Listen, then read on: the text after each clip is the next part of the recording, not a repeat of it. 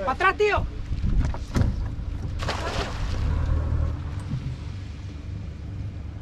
¡Ey! Ok, para atrás.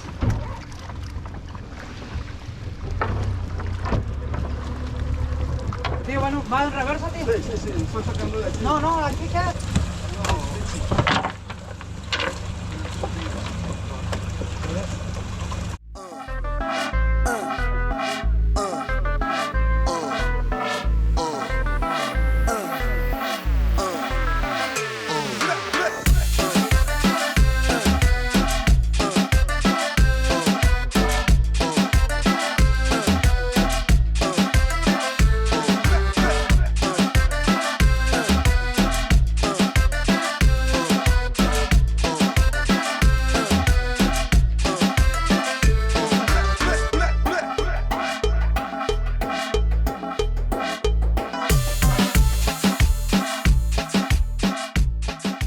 We're at the south of the island, whereas normally we've been at the north. I think we're dropping off here. Roberto says there's a lot of red snapper here, which would be cool to catch because I don't think I've seen a single snapper this trip. But I'm thinking of bringing 2 dead sardines with me, so that way if something actually comes up I can throw the flasher and then throw those dead sardines near me, and maybe that will get the wahoo, mahi, or whatever fish is there to come a bit closer.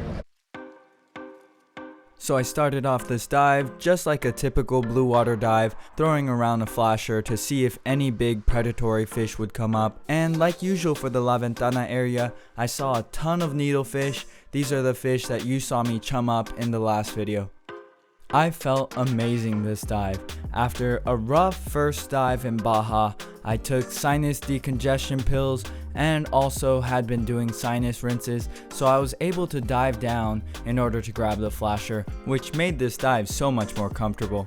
After throwing around the flasher for a bit, I decided to give the sardines a try, but unfortunately, the only fish that came up for them were the needlefish. Not too long after, I was surprised with this little fish seeking me out for shelter. Throwing around the flasher wasn't getting me any results, and neither were the sardines, so I decided to wave around the flasher, and I was successful in attracting these triggerfish, but I decided not to shoot them.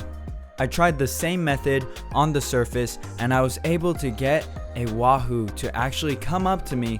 It was a really small one and the boat ended up scaring it away, but it was still really cool to see. Couple baby wahoo back over there when we were diving in around, I think 150 feet or 80 feet, something like that. It was really, really deep, but we came a bit closer to the island to try and get some reef fish. Roberto dropped us off in around 60 feet of water, but I had just finished diving 54 feet, the deepest dive I've ever done. So I was feeling pretty confident about reef fishing at 60 feet. While I was hanging around on the surface, I saw a huge shadow just move around the reef floor, so I went to go check it out.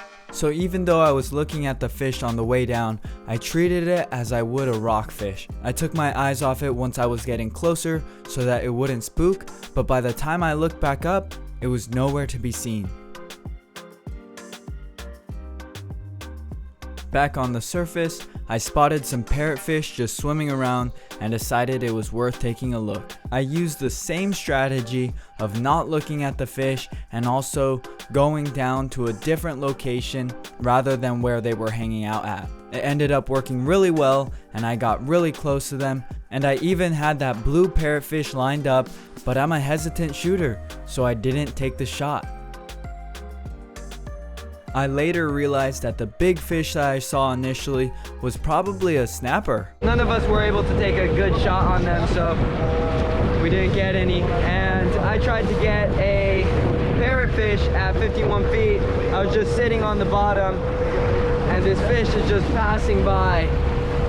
And I was lined up on a shot for it, but then 2 other parrotfish came in and my indecision for which fish to shoot caused me to get nothing. We're headed to a spot that's a bit more shallow. It's gonna be around 40 feet. Same fish, but just closer up. The closer up ended up not being that much closer up, and we were still diving at 35 to 40 feet, and I didn't have a dive light, so I did end up seeing a lot more parrotfish and a lot more snapper, but each time I'd see one, I'd go up to it and it'd go under a hole, and I wouldn't be able to see them in that darkness. It was so frustrating, and it led ultimately to another unsuccessful dive.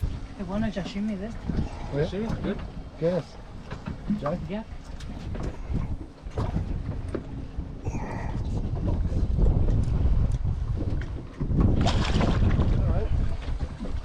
We're gonna have food today, guys.